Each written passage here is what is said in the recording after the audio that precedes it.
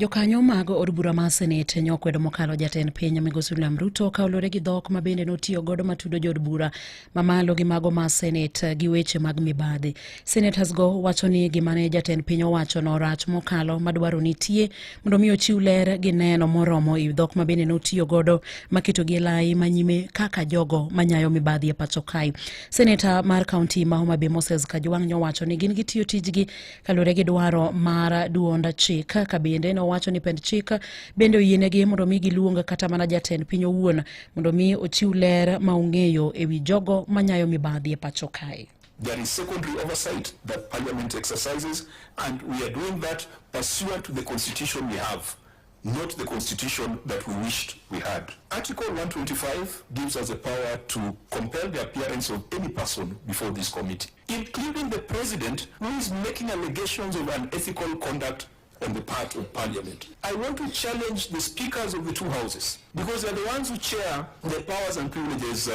committees, pursuant to the Parliamentary Powers and Privileges Act, for the president to come and explain who are those people who are demanding bribes, who are those people who are given bribes, because you cannot try Parliament in a kangaroo court when statute already has clear provisions for dealing with unethical conduct on the part of members of